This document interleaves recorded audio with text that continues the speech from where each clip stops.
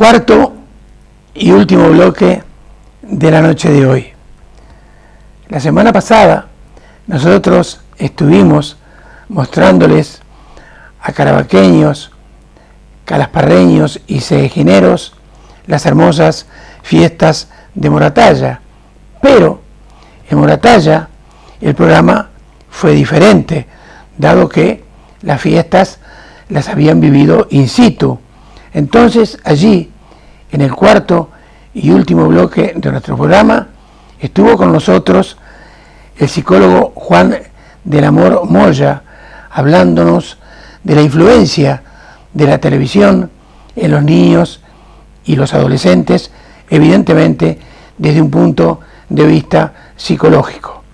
Hoy, como ven ustedes, tenemos nuevamente con nosotros al jefe de cirugía del Hospital de Caravaca, el doctor Aurelio Chamorro, que, como siempre, no nos viene a hablar de medicina, sino, por sobre todas las cosas, de temas educativos. Y hoy, aparte de los temas educativos, nos hablará también de esa influencia de la televisión, de las teleseries, en los niños y en los adolescentes a nuestro cuidado.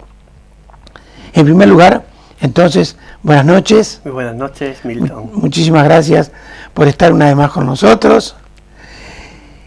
Y la primera pregunta que se me ocurre acerca de la educación de esos hijos es la mentalidad y situación de la realidad que pueden alcanzar entonces nuestros hijos a través de la educación que les estamos dando. Pues muy bien. Habíamos comentado en alguna otra ocasión, podríamos sintetizar lo que pretendemos los padres y los educadores al educar en prestar una ayuda para que esas personas se sitúen en la realidad. Se sitúen en la realidad parece una frase un poquito desconcertante, pero es así. Yo me imagino que tuviésemos un escenario de la vida en el cual debuta un nuevo actor, pero un nuevo actor que todavía no conoce el escenario, que no conoce quién es y que por tanto no ha descubierto el papel que le corresponde realizar en esa representación. La educación, por tanto, busca facilitar el que esas personas que no son asignadas puedan con más facilidad hacerse cargo del escenario y descubran quiénes son, su identidad. Este es un poco el secreto. ¿Cómo se puede conseguir este asunto? Pues por un lado, las personas que tienen el encargo directo de ayudarles, pues con su forma de hablar, sobre todo con su ejemplo, les van dando noticias de quiénes son. Yo suelo pensar pues que los educadores y en general padres y profesores somos como un espejo donde nuestros hijos o nuestros alumnos se miran para conocerse a sí mismos. Cuando nosotros fallamos en nuestra percepción de quiénes son, pues nos comportamos como un espejo que no es fiel a la realidad, deforma la realidad. Y ellos acaban teniendo una impresión equivocada de quiénes son. Es decir, es necesario personas que conozcan bien al ser humano, que le quieran, que le ofrezcan un ejemplo vivo, vivido, de el modelo de ser humano que ellos deben reproducir. Y además que sepan crear esos ambientes, como comentábamos el otro día, indispensables en la familia, en el centro educativo, en los cuales resulte fácil, como decía antes, hacerse cargo del escenario, controlar. Es decisivo depende del tipo de iluminación que tenga ese escenario, se verá de una forma o de otra. Hay personas que se mueven en el escenario solo a ciegas, al tacto, y entonces tienen una percepción muy pobre de ese escenario en el que viven. Y hay personas que encienden todos los focos y entonces descubren la verdadera dimensión del escenario. Claro, en lo que se refiere al descubrimiento del propio papel, esto es un tema decisivo, porque muchas veces el ambiente nos lleva a pensar, a entender que somos autónomos, que ese escenario, ese actor que ha debutado en el escenario, pues debe improvisar, que se debe mover con soltura por el escenario, haciendo lo que le apetece en cada momento, y entonces entiende el ajustarse a un papel determinado como una imposición injusta. Parte de la educación dirige precisamente a que uno entienda que triunfará y realizará su plenitud personal en la medida en que descubra quién es y acepte el papel que le corresponde realizar en esa representación. Ahora, Aurelio, antes de comenzar esta grabación, y en primer lugar, evidentemente aclararle al televidente que si la semana pasada estuvo con nosotros el psicólogo Juan del Amor Moya dándonos su opinión, o la opinión de la psicología acerca de la televisión y los niños, y de la educación y los niños, hoy lo estamos haciendo desde un punto de vista del cristiano, eso es evidente.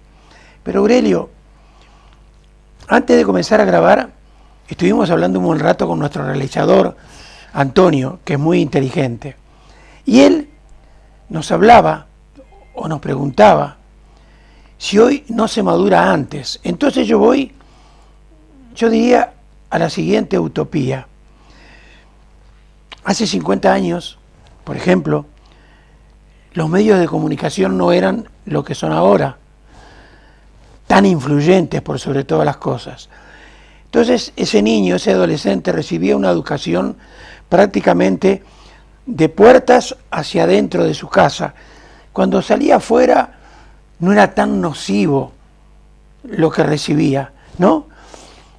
Y usted nos decía inclusive la semana pasada que la televisión, por ejemplo, se nos mete dentro de casa para influir en nosotros. Entonces, nos decía, reitero, Antonio, ¿no es entonces una utopía pensar que en casa se les da una educación cristiana por excelencia, pero cuando encienden la televisión, cuando leen un periódico, cuando escuchan la radio, cuando salen a la calle y van al instituto o están en las esquinas con los amigos que están de botelleo, por ejemplo, todo aquello que se le dio en casa lo pierden y se madura antes? Pues llevas toda la razón. Tú y yo tenemos la experiencia de haber pasado una parte de nuestra vida sin el recurso de la televisión. Es cierto que entonces el contexto familiar pesaba mucho más en la educación de los niños y adolescentes que ahora. Yo haría una observación. Ciertamente el progreso tremendo de nuestros días hace que predomine la información sobre la formación. Los niños desde pequeños tienen un acceso a la información a través de la televisión, a través de internet, y reciben un aflujo de información increíble. Desde ese punto de vista nos superan en mucho a nosotros. Pero quizá hay un defecto en lo que se refiere a la asimilación de toda esa información para integrarla en un esquema de vida personal, en una conciencia del sentido de la propia vida. Quizá hoy día, como comentaba muy bien, la televisión tiene una capacidad de convertirse como en una especie de segunda vida virtual. Es un contexto que aunque sea digamos, irreal, sin embargo es percibido, sobre todo por niños y adolescentes, con un realismo tal que para ellos supone una experiencia vital intensa. Quiere decir que los personajes, las situaciones, lo que viven, sobre todo en series que son muy seguidas por la gente joven, les influyen más que las experiencias reales que están teniendo en sus medios. Claro, podríamos plantearnos, ¿y quién controla esos planteamientos que dan de algún modo, que influyen poderosamente en cómo percibe un chico joven el sentido de su vida?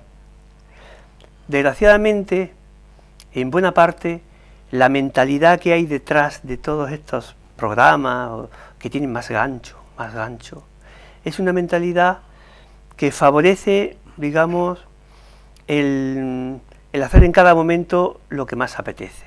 Por tanto, contraria al compromiso, promueve, digamos, la búsqueda de la satisfacción, de la felicidad, al menor precio posible.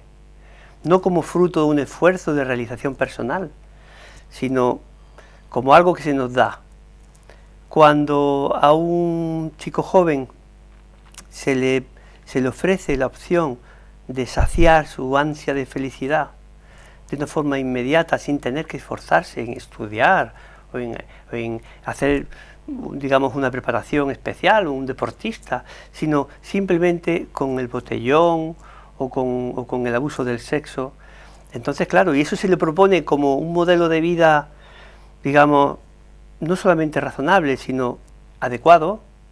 Pero claro, entendemos que haya mucha gente que casi sin darse cuenta se van deslizando en su comportamiento y van despreciando todo lo que signifique autoridad.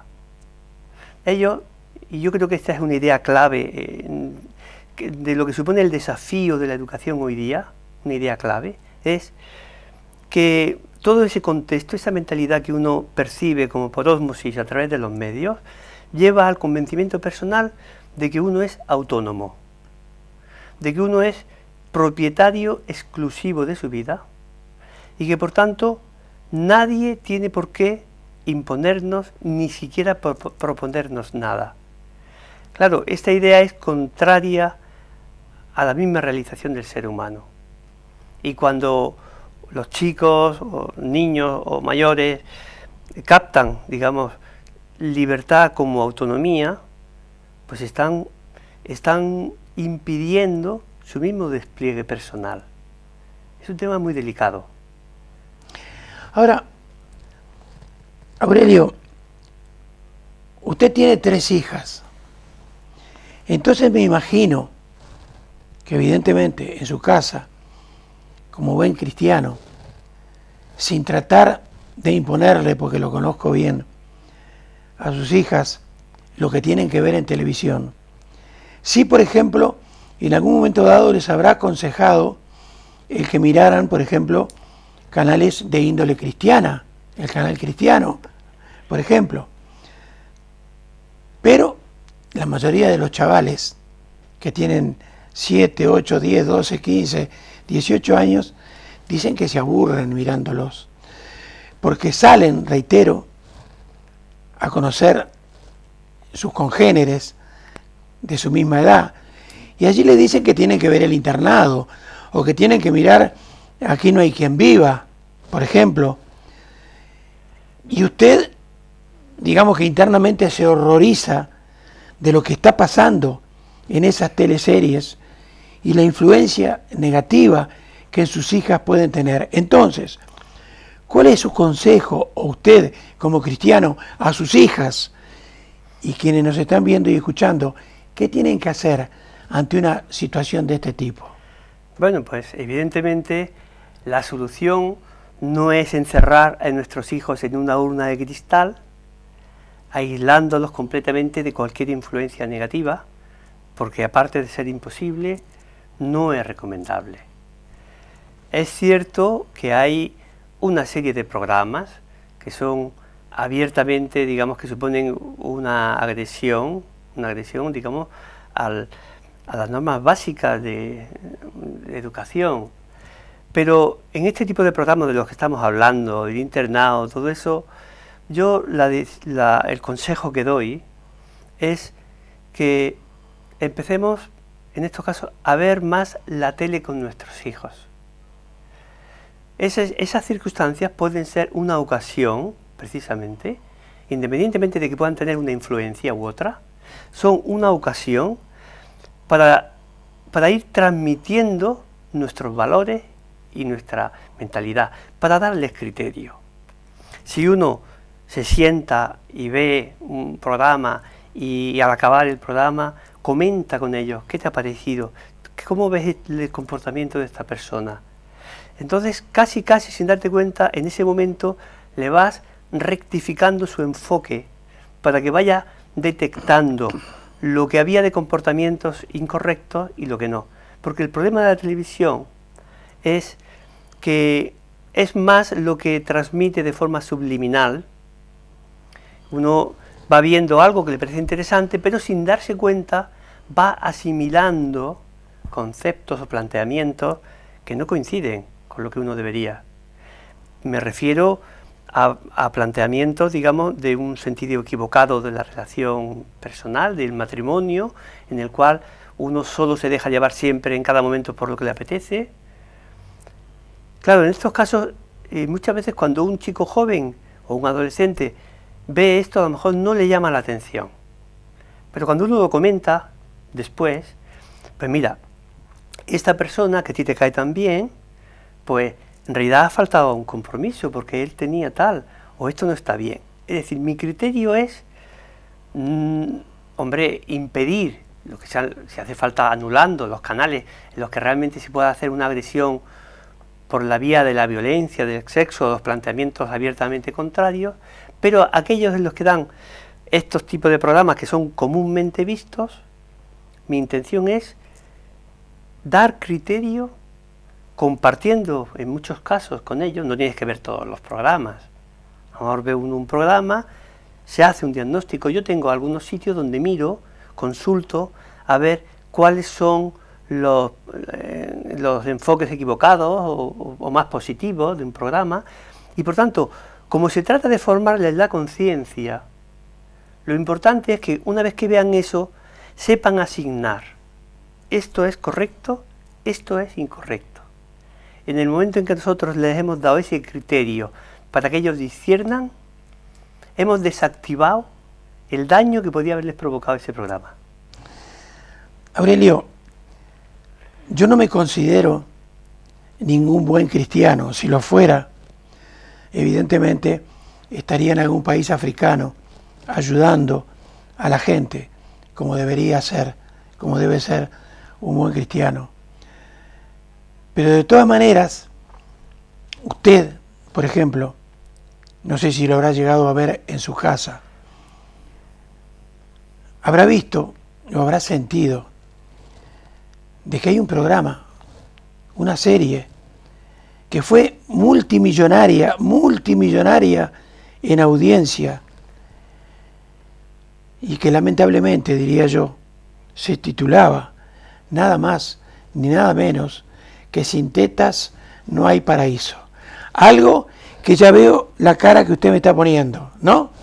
Entonces, fíjese, como yo le decía la semana pasada, ese mundo que realmente nosotros tenemos allí fuera y que enseña a millones y millones de televidentes, y lo reitero, por más feo que suene, sí, que sin tetas no hay paraíso. ¿Qué piensa de esto? Pues a mí me da mucha pena. Es una constatación formal, digamos, de esa, digamos, de lo más negativo de esa mentalidad que cunde en el ambiente, una mentalidad hedonista que antepone a todo el propio placer, y por tanto a mí me da cierta compasión, entre otras cosas porque eso no es verdad. Bueno, antes quería hacer una pequeña observación al comentario que has hecho, como, hombre, es cierto que hay muy buenos cristianos que efectivamente pues van a países de misión o simplemente para ofrecer su ayuda, pero probablemente en el contexto en el que vivimos hoy, este mundo supuestamente avanzado nuestro está muy necesitado y por tanto la vocación cristiana se realiza muchas veces en el mismo sitio donde uno está, en su mismo trabajo. Fíjate tú que tienes una proyección educativa a tantas personas y por tanto en la medida en que hagas muy bien tu trabajo puedes hacer un gran bien.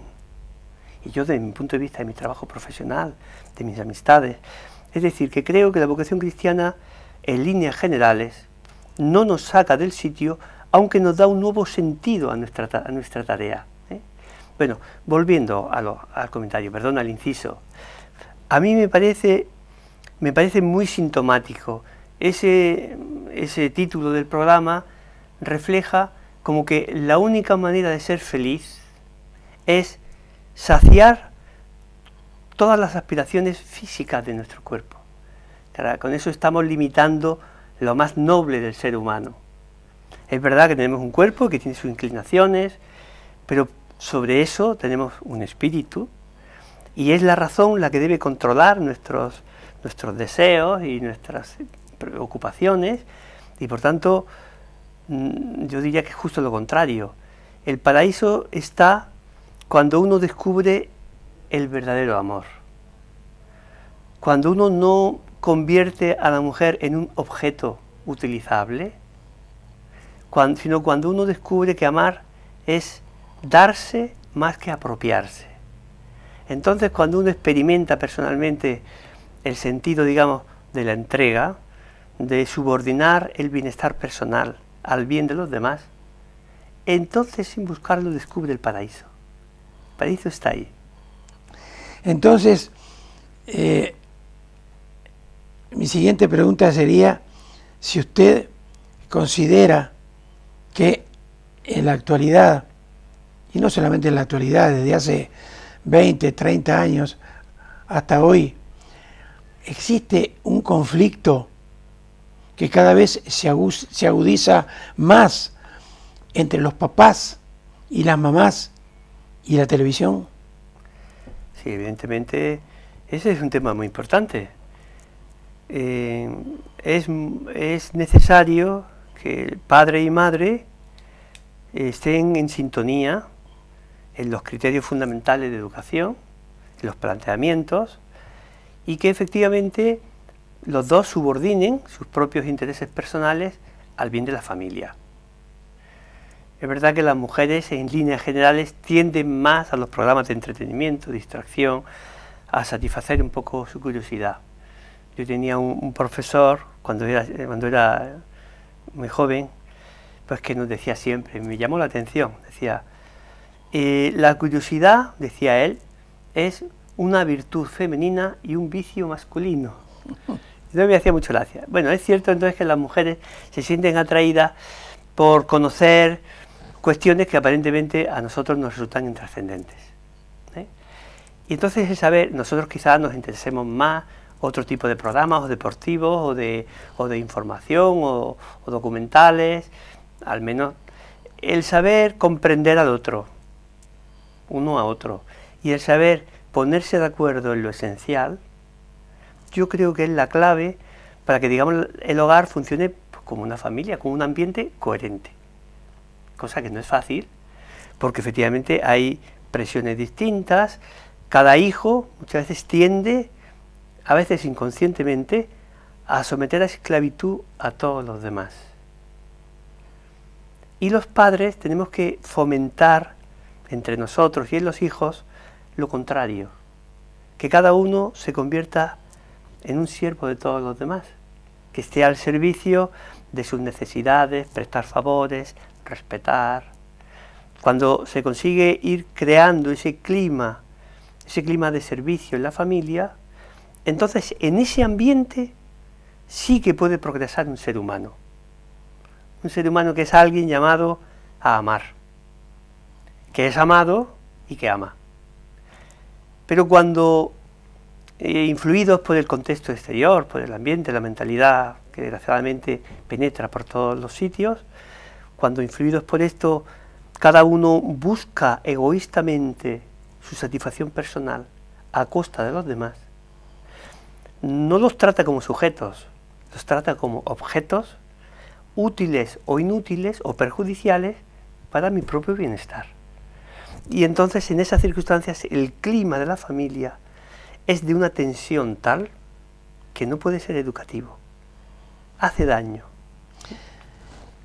Y esos niños o esos adolescentes entonces, ¿no será que confunden el vocablo libertad con el vocablo autonomía?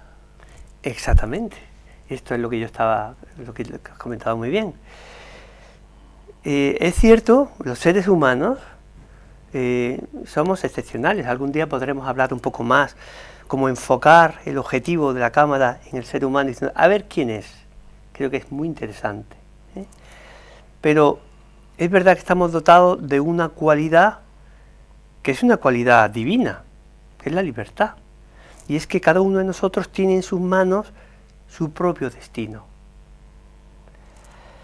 Claro, si entendemos esa libertad de poder asumir o rechazar el proyecto que cada uno ha recibido, si lo entendemos como la posibilidad real de romper cualquier atadura con los demás, cualquier dependencia, pues entonces realmente lo que parecía libertad se convierte en libertinaje.